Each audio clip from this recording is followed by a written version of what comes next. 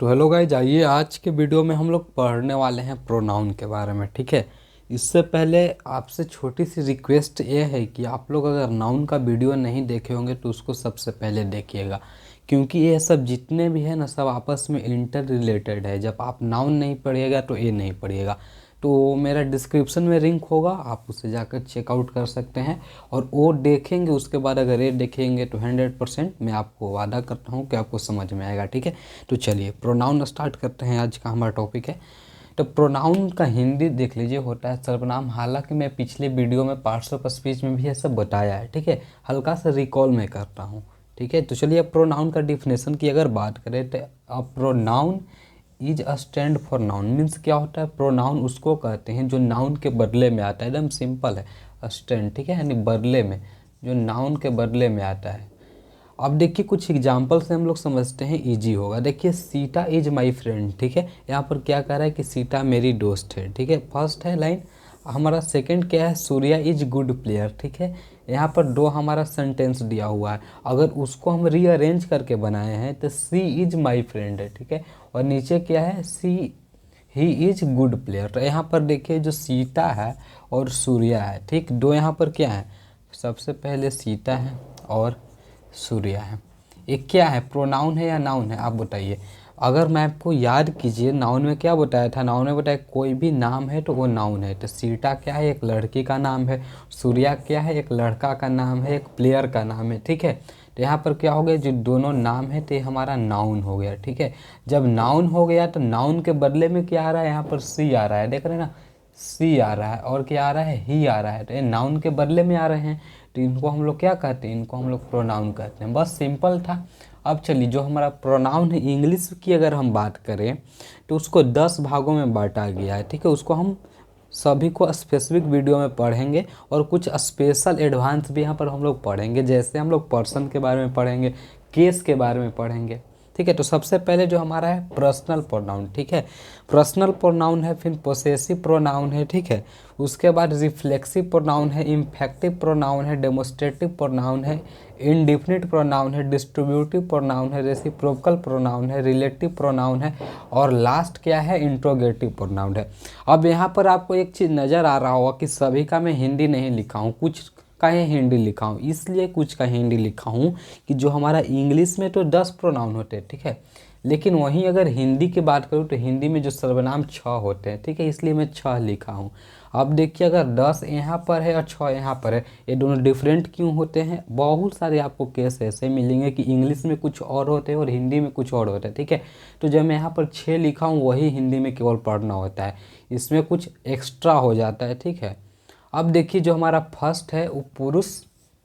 यहाँ पर हालांकि मैं हिंदी नहीं पढ़ा रहा हूँ, बस आपको हल्का सा बताने के लिए मैंने लिख दिया। ठीक, मैं नहीं भी लिख सकता था, लेकिन चलिए हो गया तो हो गया।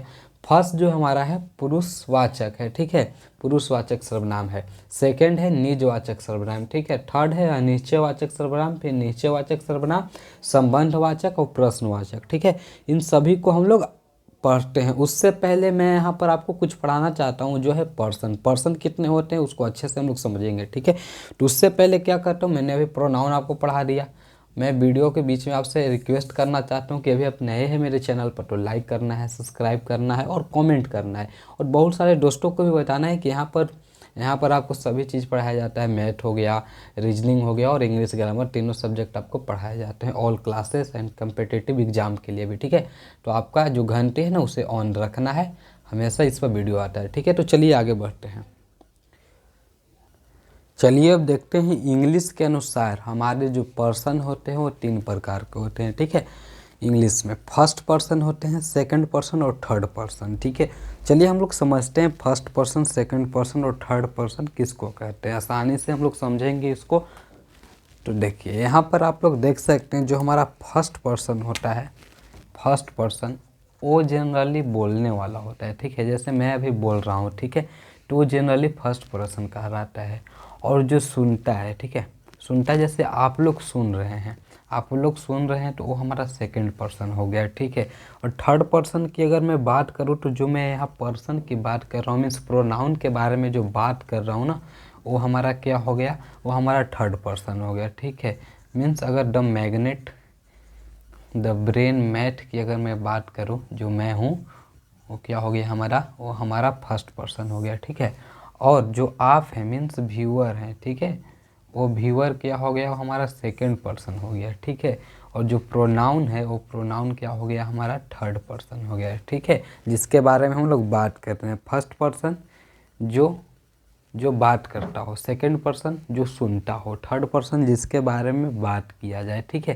तो ये कुछ पर्सन थे। आइए अब लोग समझते हैं फर्स्ट पर्सन में किसे रखा गया है। फर्स्ट पर्सन की अगर हम बात करें, सिंगुलर नंबर, फर्स्ट पर्सन को भी दो भागों में बांटा गया है, सिंगुलर नंबर और plural number according to number, ठीक है। सिंगुलर मीन्स जिसमें एक व्यक्ति हो, और प्लूरल में क्या होता है, एक से अधिक व्यक्ति हो, ठीक है। इसमें एक व्यक्ति और प्लस वन, इसमें से एक हो सकते हैं, दो हो सकते हैं, तीन हो सकते हैं, माने ज़्यादा हो सकते हैं, एक से कम नहीं हो सकते हैं, ठीक है। तो अगर फर्स्ट पर्सन की अगर सिंगुलर में अगर हम बात करूँ तो आई होता है, इसको बहुत ही अच्छे से आपको याद करना होगा, ठीक है। इन्हीं के अनुसार से हम लोग ऑक्सिलरी वर्ब का प्रयोग करते हैं। सेकंड में हमारा क्या है, सेकंड में वी है प्लूरल में, ठीक है। और देखिए जो हमारा थर्ड पर्सन है, सेकंड पर्सन है, सेकंड में दोनों में यू होते हैं, सिंगुलर में भी और प्लूरल में भी यू होते हैं। थर्ड पर्सन की अगर मैं बात करूँ तो ही, सी, इट, ये तीन को याद रखना है। और बाकी जितना भी नाउन होते हैं वो सब क्या होते हैं, सिंगुलर पर्सन में आते हैं। और एक प्लूरल की अगर मैं बात करूँ तो दे होता है, ठीक है। तो इसको याद करने का क्या तरीका है, आपको बस दो तीन ही याद करने हैं। जैसे देखिए फर्स्ट पर्सन के आपको अगर ये याद होगा और ये याद है, फर्स्ट पर्सन के सिंगुलर नंबर में आई, प्लूरल नंबर में वी, और सेकंड पर्सन के दोनों में यू, और थर्ड पर्सन के प्लूरल नंबर में दे, ठीक है। मीन्स आपको ए याद रखना है, ठीक है, ए याद रखना है और ए याद रखना है, ये तीन को याद रखना है, ठीक है। बाकी सब आपको याद होगा। देखिए यहाँ पर आई, वी, डे, बाकी सब तो सेम है। सेकंड पर्सन तो आपको याद करने का ज़रूरत ही नहीं है, यू दोनों में सेम है, बस आपको इसमें भी याद करने की ज़रूरत नहीं है, तीन को ही याद करना है, ही से ईट, बाकी सब जितना नाउन है सब तो यही सब हो जाएगा।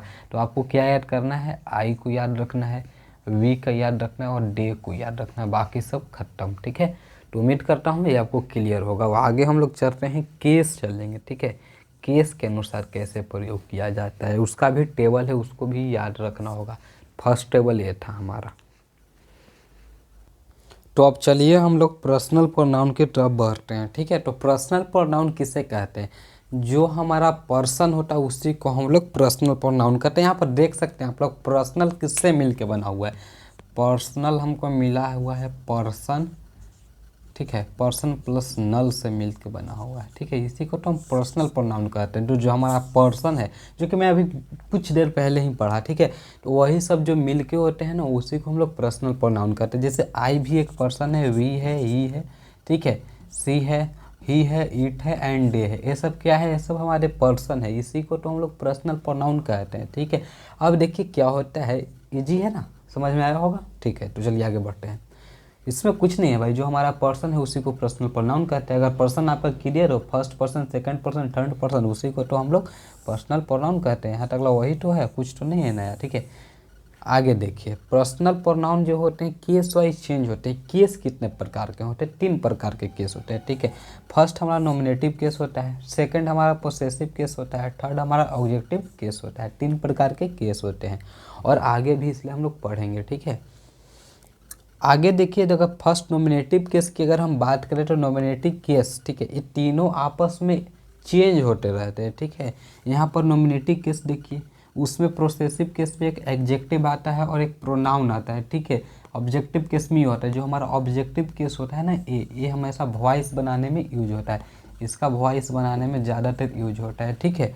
और जो हमारा ये भी होता है नरेशन में भी ये सब का यूज होता है, इसका यूज होता है नरेशन में, ठीक है, इसका नरेशन में यूज होता है। आगे देखिए, लेकिन वो सब हम लोग यहाँ पर नहीं पढ़ने वाले हैं, यहाँ पर हम लोग करने वाले हैं पर्सनल प्रोनाउन, ठीक है।